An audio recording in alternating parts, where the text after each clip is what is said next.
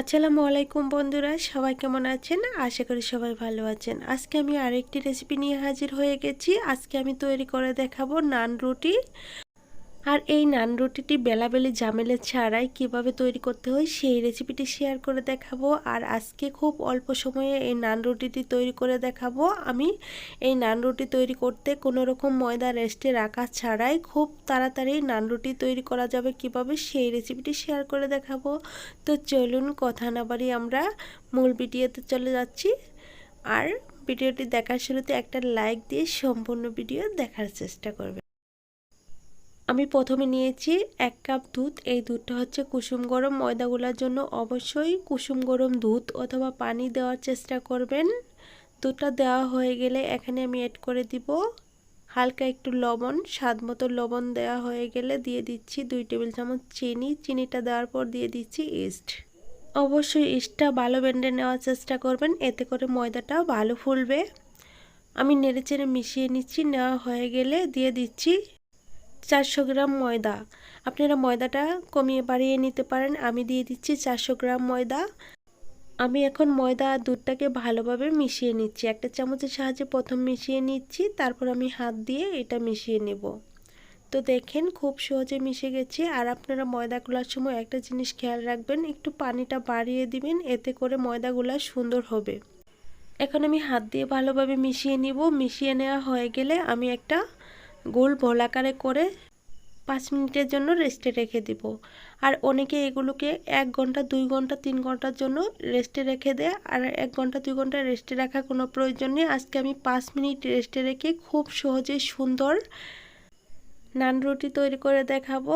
আর দেখেন আমি যখন এটা বোলের ভিতরে রাখবো তখন একটু নিচে তেল লাগিয়ে রাখবো, এতে করে বলে লেগে যাওয়ার কোনো চান্স থাকবে না। তো দেখেন কত সুন্দর করে একটা গোল বল আকারে করে নিয়েছি। আপনারাও এইভাবে করে সুন্দর করে সেট হতে দিবেন। শুধু 5 মিনিট রাখার একটাই কারণ, এটা একটু সেট হওয়ার জন্য। তো আমি এই যে এখন রেখে দিচ্ছি, রেখে তারপরে ঢেকে রাখবো। ঢেকে রেখে তারপরে ফিরে এসে দেখাবো। তো আমি একটু তেল লাগিয়ে নিচ্ছি তার আগে। তার সাথে বলছি, যদি আমার রেসিপিটি ভালো লেগে থাকে প্লিজ চ্যানেলটিকে সাবস্ক্রাইব করে দিয়ে পাশে থাকা বেল বাটনটি অন করে রাখবেন আমার চ্যানেলে ভিডিও সবার আগে পাওয়ার জন্য। আর আমার চ্যানেলটা একেবারে নতুন, আমাকে সাপোর্ট করতে একদমই ভুলবেন না। আপনাদের সাপোর্ট আর ভালোবাসা আমাকে সামনের দিকে এগিয়ে যেতে উৎসাহ দিবে। তো দেখেন আমি 5 মিনিট পর ফিরে এসেছি। আর একটু হাত দিয়ে দেখাচ্ছি কেমন হয়েছে। একদমই সেট হয়ে গেছে। এখন আমি আর একটু হালকা হাতে একটু মিশিয়ে নিব। মিশিয়ে নিয়ে তারপর আমি একটা পিঁড়ির উপর রেখে তারপর এগুলোকে আলাদা আলাদা করে লেচি করে নিব। দেখেন আমি কিভাবে মিশিয়ে নিচ্ছি। এখন আমি একটা পিঁড়ির উপর নিয়ে নিচ্ছি। আর পিঁড়ির উপর নেওয়ার আগে অবশ্যই একটু বেশি করে ময়দা দিয়ে দিতে হবে, এতে করে পিঁড়িতে লেগে যাওয়ার কোনো ভয় থাকবে না। আর যেহেতু আমরা এই রুটিটা হাত দিয়ে তৈরি করব, তার জন্য একটু ময়দাটা বেশি লাগবে, শুকনো ময়দাটা। দেখেন আমি এখানে 4টা রুটি করে নিব, তার জন্য 4টা ভাগে ভাগ করে নিচ্ছি। দেখেন আমি কিভাবে সমান সমান করে ভাগ করে নিচ্ছি। আপনারা এখানে 4টা 5টা 6টা ছোট বড় করে নিতে পারেন। আমি 4টা করব একটু বড় সাইজ করে, তার জন্য আমি 4টা করে নিয়েছি। তো এখন আমি একটু এগুলোকে একটু গোল বল আকারে করে নিচ্ছি। নিয়ে তারপর সবগুলোকে সাইড করে রেখে একটাতে রুটি করে নিচ্ছি। দেখেন আমি কিভাবে রুটি করে নিচ্ছি। আমি কিন্তু একটু ময়দার পরিমাণটা বাড়িয়ে নিচ্ছি, এতে করে রুটিটা খুব সুন্দর হবে। আর লেগে যাওয়া, ভেঙে যাওয়া, তারপর গলে যাওয়ার কোনোই ভয় থাকবে না। দেখেন আমি হাত দিয়ে চেপে চেপে গোল করে খুব সুন্দর একটা গোলাকার শেপে রুটি তৈরি করে নিচ্ছি। আমি কিন্তু এখানে বেলনা ব্যবহার করছি না, হাত দিয়ে তৈরি করে নিচ্ছি। আমি একইভাবে সবগুলো রুটি তৈরি করে চুলায় চলে যাব। তো দেখেন আমার রুটিটা তৈরি করা হয়ে গেছে। রুটি তৈরি করার পর এই ময়দাগুলোকে 2 হাতে এই হাত ওই হাত করে একটু ময়দাটাকে ফেলে দিতে হবে। ফেলে দিয়ে তারপর আমি চুলায় চলে যাচ্ছি এই রুটিগুলোকে ভেজে নেওয়ার জন্য। তো চুলায় আমি একটা তাওয়া গরম করে রেখেছি, এই গরম তাওয়ায় রুটিগুলো দিয়ে দিচ্ছি। আমি একটা একটা করে রুটি ভেজে নিব, তার জন্য প্রথমে আমি একটা রুটি দিয়ে দিচ্ছি।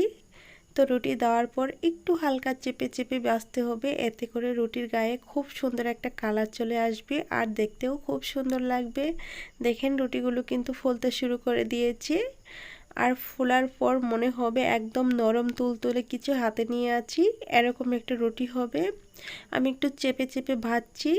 আর চেপে চেপে ভাজার কারণে রুটিগুলো ভিতরে খুব বেশি ফুলকো হবে, খেতে কিন্তু অসম্ভব মজার হবে। তো আমি একইভাবে এপাশ ওপাশ বেজে নিচ্ছি। এখন আমি আরেকটা রুটি একইভাবে বেজে নিব, তার জন্য আরেকটা রুটি দিয়ে দিচ্ছি। তো দেওয়ার পর আমি এটাকেও সেমভাবে উল্টিয়ে পাল্টিয়ে ভেজে নিব। আর রুটিটা দেওয়ার সাথে সাথেই কিন্তু রুটির গায়ে খুব সুন্দর বাবলস বাবলস একটি ডিজাইন তৈরি হয়ে যাচ্ছে। আর দেখেন রুটিগুলো ভাজার পর অনেকটা মোটা হয়ে যাচ্ছে। আমি এই রুটিটাও একইভাবে ভেজে নিচ্ছি। আমি আবারও বলছি, যদি আমার রেসিপিটি ভালো লেগে থাকে প্লিজ দয়া করে আমার চ্যানেলটিকে সাবস্ক্রাইব করে দিবেন আর পাশে থাকা বেল বাটনটি অন করে রাখবেন আমার চ্যানেলের ভিডিও সবার আগে পাওয়ার জন্য। তো দেখেন রুটি ভাজা হয়ে গেছে, এখন কিন্তু রুটিটা ফুলেও গেছে আর ভিতরে অনেকটা ফুলকো হয়েছে। তাই আমি নামিয়ে নিয়ে তারপর রুটিগুলোকে আমি সার্ভ করে দেখাচ্ছি রুটিগুলো কেমন হয়েছে। এই তো সবগুলো রুটি ভাজা হয়ে গেছে আর আমি 4টা রুটি নিয়েই চলে এসেছি। আর রুটিগুলো কালারটা কত সুন্দর হয়েছে, একদম সাদা ফকফকে আর নরম তুলতুলে একটা রুটি হয়েছে। আমি একটু হাত দিয়ে ধরে দেখাচ্ছি কতটা মোটা হয়েছে আর একটু চেপেও দেখাবো কতটুকু নরম হয়েছে, না দেখলে বুঝতে পারবেন না। আর এই রুটিগুলো কিন্তু মাংস অথবা ভাজি অথবা ভর্তার সাথেও খেতে কিন্তু অসম্ভব মজার হবে। দেখেন আমি একটু হাত দিয়ে চেপে দেখাচ্ছি কতটা নরম হয়েছে, একটু গরম তার জন্য হাত দিয়ে ধরতে একটু সমস্যা হচ্ছে। তারপর আমি দেখিয়ে দিচ্ছি, দেখেন কতটা নরম হয়েছে, অনেকটা নরম। আমি একটা রুটি ছিঁড়ে তারপরে দেখাচ্ছি ভিতরে কেমন হয়েছে। তো ছিঁড়ার আগে এক পাশটা খুলে দেখাচ্ছি ভিতরে কতটুকু ফুলকো হয়েছে, না দেখলে বুঝতে পারবেন না।